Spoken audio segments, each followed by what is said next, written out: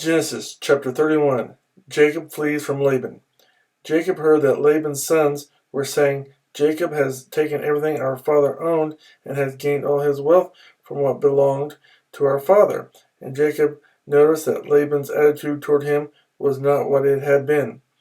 Then the Lord said to Jacob, Go back to the land of your fathers and to your relatives, and I will be with you. So Jacob sent word to Rachel and Leah to come out of the fields where his flocks were. He said to them, I see that your father's attitude toward me is not what it was before, but the God of my father has been with me. You know that I worked for your father with all my strength, yet your father has cheated me by changing my wages 10 times. However, God has not allowed him to harm me. If he said, The speckled ones will be your wages, then all the flocks gave birth to speckled young. And if he said, The streaked ones will be your wages, then all the flocks bore streaked young. So God has taken away your father's livestock and has given them to me.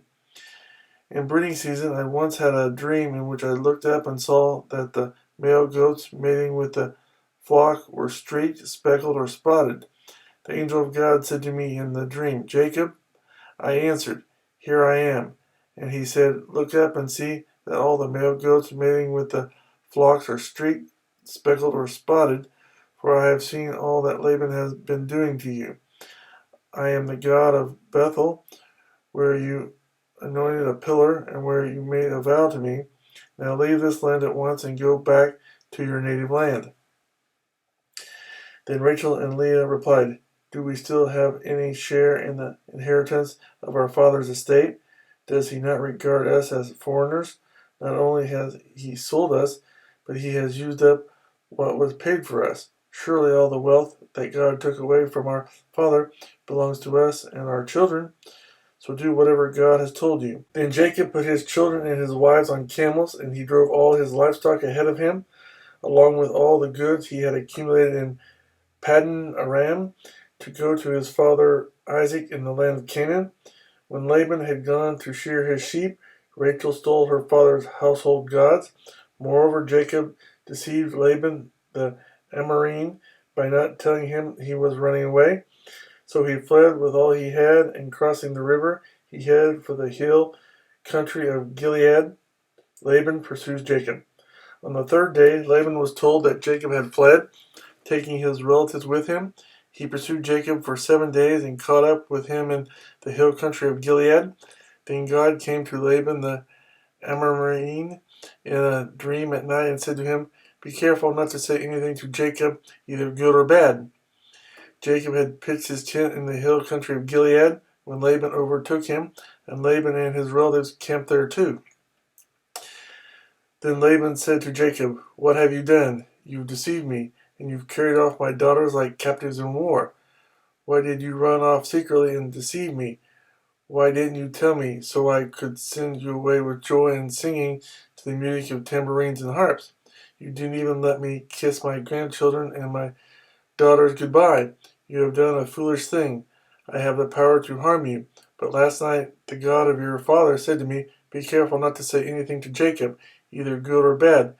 Now you have gone off because you long to return to your father's house. But why did you steal my gods? Jacob answered Laban, I was afraid, because I thought you would take your daughters away from me by force. But if you find anyone who has your gods, he shall not live. In the presence of our relatives, see for yourself whether there is anything of yours here with me, and if so, take it. Now Jacob did not know that Rachel had stolen the gods. So Laban went into Jacob's tent, and into Leah's tent, and into the tent of the 2 maidservants, but he found nothing. After he came out of Leah's tent, he entered Rachel's tent.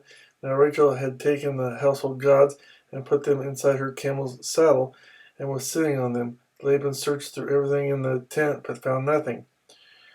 Rachel said to her father, Don't be angry, my lord, that I cannot stand up in your presence. I'm having my period.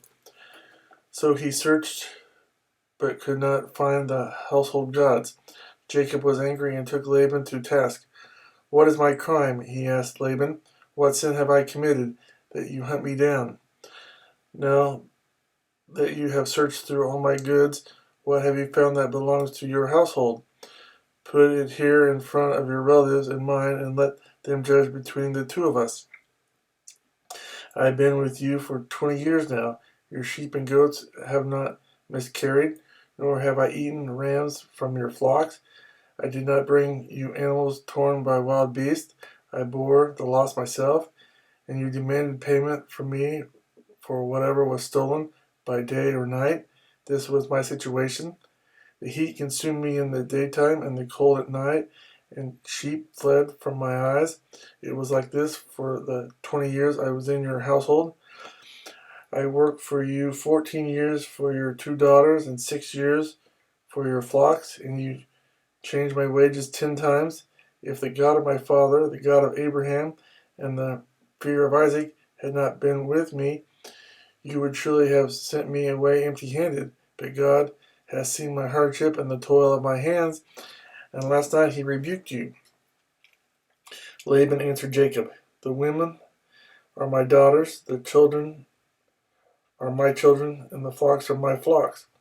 All you see is mine. Yet what can I do today about these daughters of mine, or about the children they have borne? Come now, let's make a covenant, you and I, and let it serve as a witness between us. So Jacob took a stone and set it up as a pillar. He said to his relatives, gather some stones. So they took stones and piled them in a heap, and they ate there by the heap. Laban called it Jegar Sahadutha, and Jacob called it Galeed. Laban said, this heap is a witness between you and me today. That is why it was called Galeed. It was also called Mizpah, because he said, may the Lord keep watch between you and me when we are away from each other. If you mistreat my daughters, or if you take any wives besides my daughters, even though no one is with us, remember that God is a witness between you and me. Laban also said to Jacob, here is this heap, and here is this pillar I have set up between you and me. This heap is a witness, and this pillar is a witness that I will not go past this heap to your side to harm you, and that you will not go past this heap and pillar to my side to harm me. May the God of Abraham and the God of Nahor, the God of their father, judge between us. So Jacob took an oath in the name of the fear of his father Isaac. He offered a sacrifice there in the hill country and invited his relatives to a meal. After they had eaten, they spent the night there. Early the next morning, Laban kissed his grandchildren and his daughters and blessed them. Then he left and returned home.